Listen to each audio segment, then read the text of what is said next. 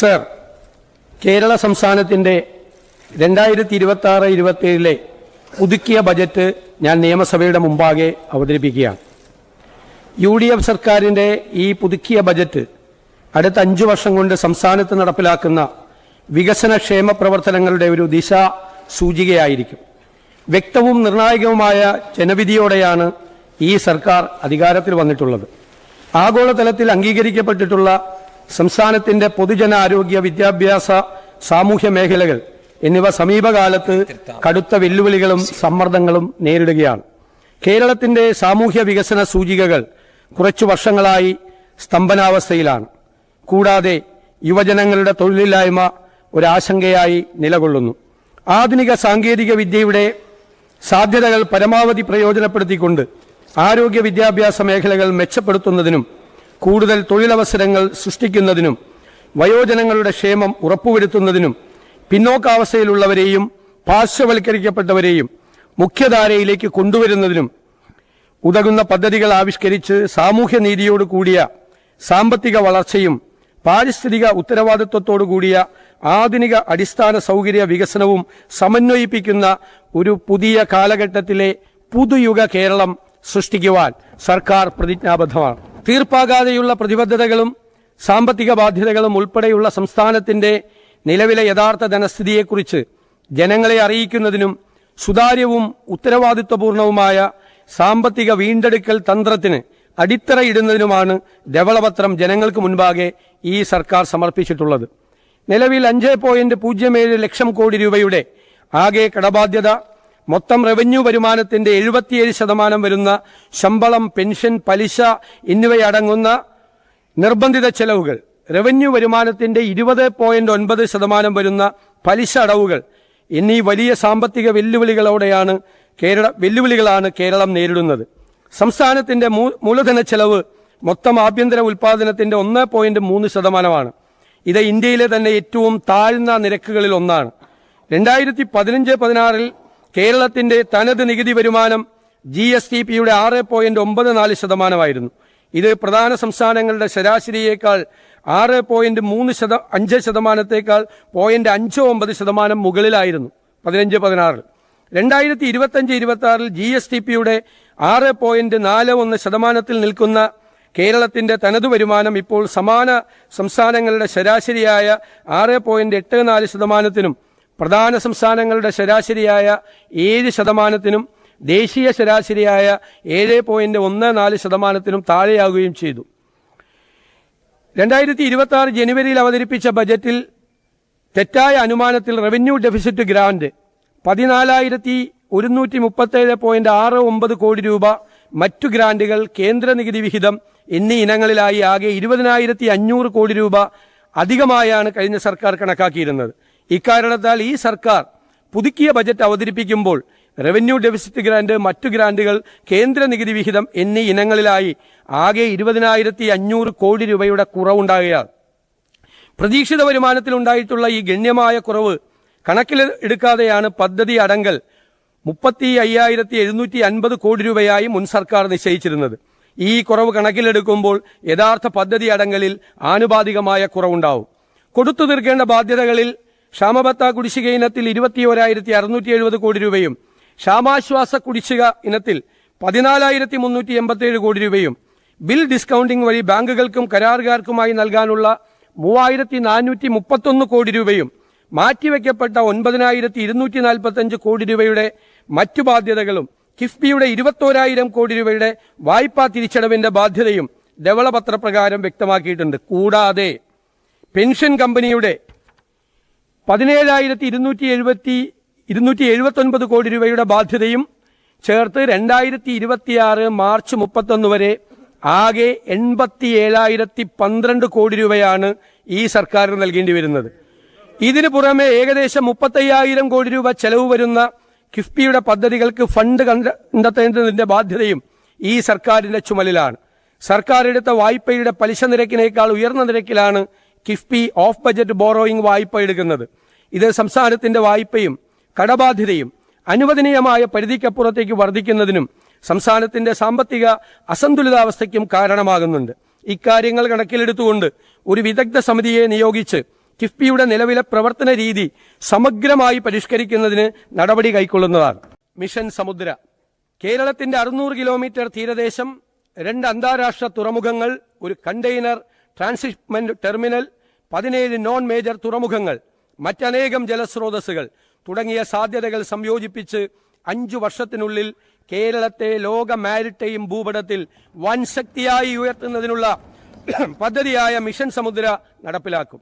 കേരളത്തെ ഒരു പോർട്ട് സിറ്റിയായി വിഭാവനം ചെയ്ത് റോഡ്, സമുദ്രം, റെയിൽ, ഉൾനാടൻ ജലപാതകൾ, നിർമ്മാണ മേഖലകൾ, ഗ്രീൻഫീൽഡ് സിറ്റി എന്നിവയെല്ലാം ബന്ധിപ്പിച്ചുകൊണ്ടുള്ള മാരിടൈം സമ്പദ് വ്യവസ്ഥയിലേക്ക് കേരളത്തെ മാറ്റും.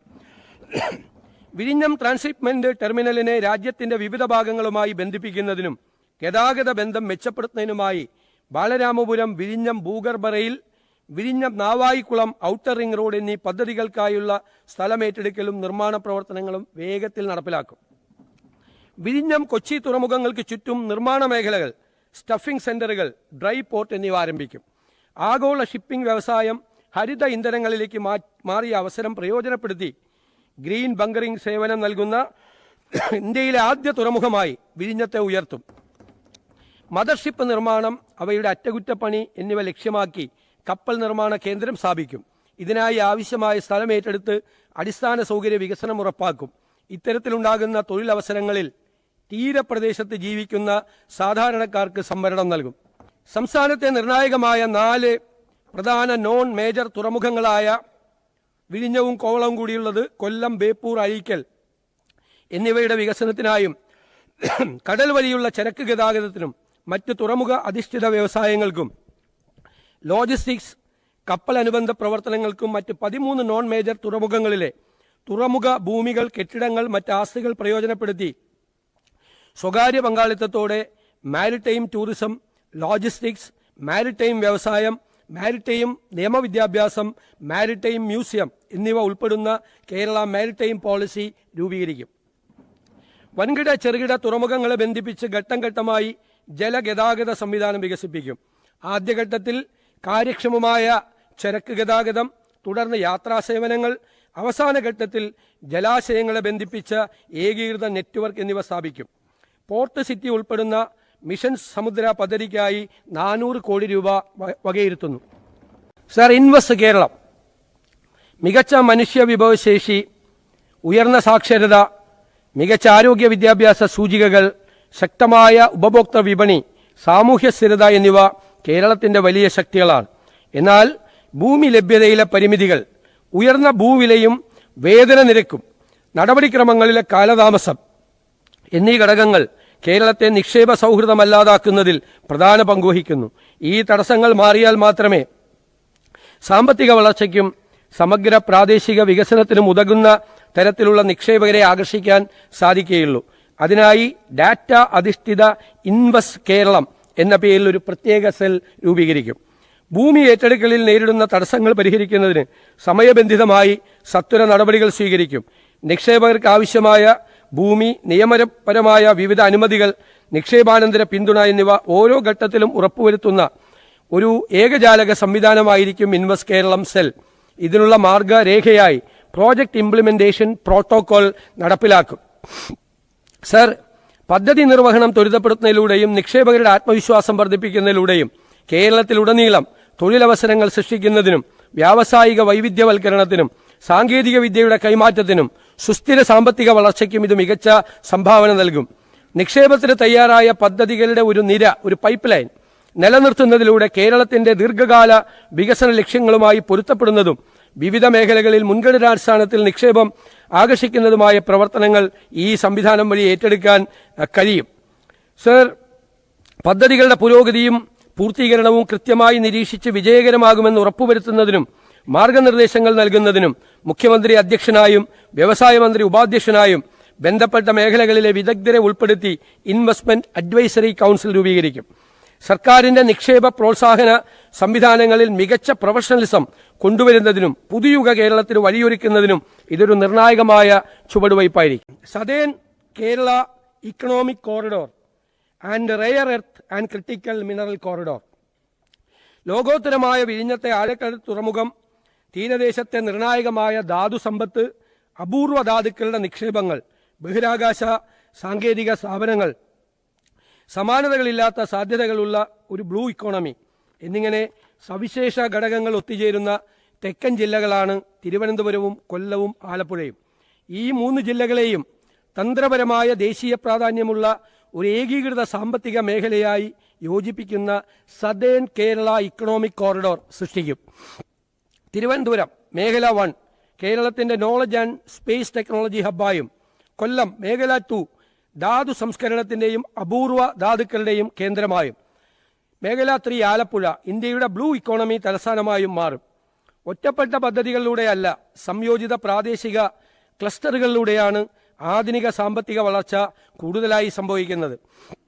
ലോജിസ്റ്റിക്സ്, സാങ്കേതികവിദ്യ, ഉൽപാദനം, ഗവേഷണം, പ്രകൃതി വിഭവങ്ങൾ എന്നിവയെ ഒരൊറ്റ വികസന ചട്ടക്കൂടിലേക്ക് ബന്ധിപ്പിക്കുന്നതിലൂടെ ഈ ദക്ഷിണ കേരള സാമ്പത്തിക ഇടനാഴി ശക്തമായ ഒരു സമ്മിശ്ര സമ്പദ് വ്യവസ്ഥ സൃഷ്ടിക്കുകയും സ്വകാര്യ നിക്ഷേപം ആകർഷിക്കുകയും ഭാവിയിൽ കേരളത്തിന്റെ തന്നെ തന്ത്രപ്രധാനവും സമുദ്രബന്ധിതവുമായ വികസന മേഖലകളിൽ മുൻനിര സ്ഥാനത്ത് എത്തിക്കുന്നതിനും ഇത് സഹായകമാവും. ഈ ആശയങ്ങൾ നടപ്പിലാക്കുന്നതിൽ ആവശ്യമായ അടിസ്ഥാന സൗകര്യങ്ങൾ, ഭരണപരവും നയപരവുമായ ഇടപെടലുകൾ എന്നിവയെക്കുറിച്ച് പഠിക്കുന്നതിന് വിദഗ്ധ ഏജൻസി വഴി വിശദമായ പ്രോജക്ട് റിപ്പോർട്ട് തയ്യാറാക്കും.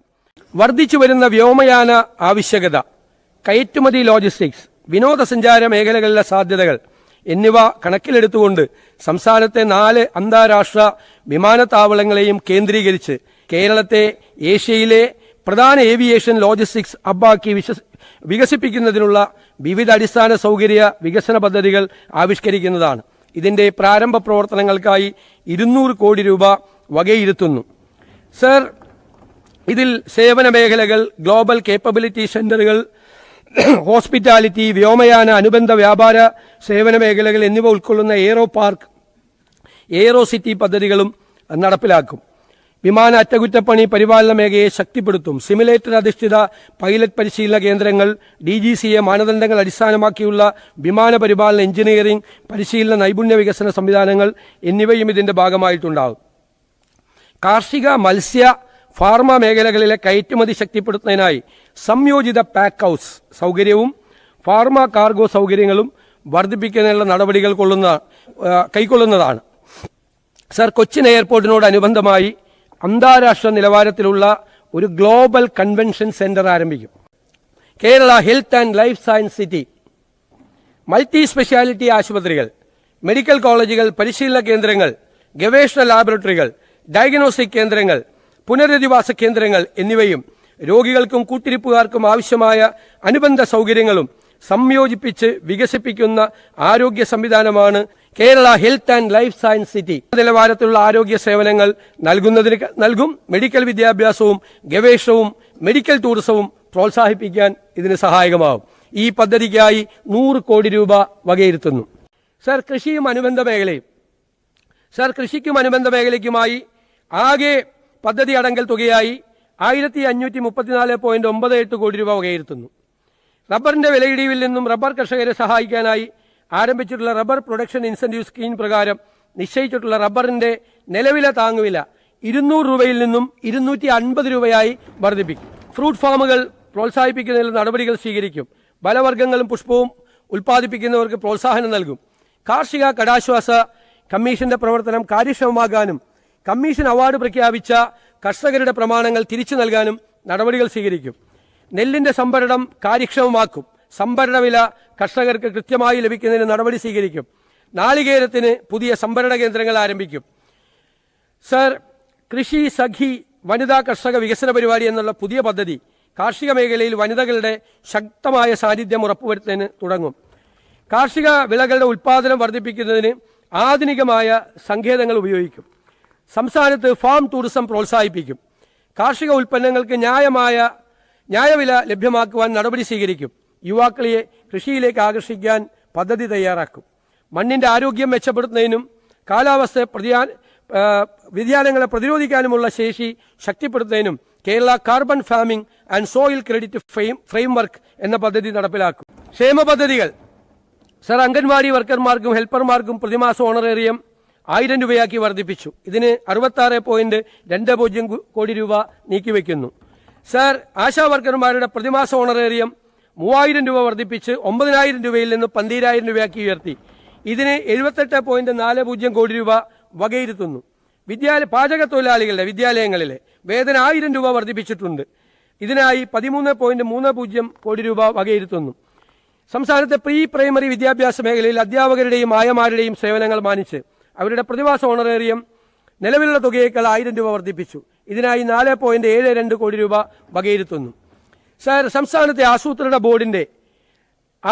ബോർഡിനെ സർക്കാരിന്റെ ഒരു തിങ്ക് ടാങ്ക് ആയിട്ട് നമ്മൾ പുനഃസംഘടിപ്പിക്കാൻ പോവുകയാണ്. മുൻഗണനാ പദ്ധതികളുടെ നടത്തിപ്പ് നിരീക്ഷിക്കുന്നതിനും ആശയങ്ങളെ പ്രായോഗിക പദ്ധതികളാക്കി മാറ്റുന്നതിനുമായി സിവിൽ സൊസൈറ്റി സംഘടനകളും സംസ്ഥാന സർക്കാരും തമ്മിലുള്ള ഒരു കണ്ണിയായി ആസൂത്രണ ബോർഡ് പ്രവർത്തിക്കും.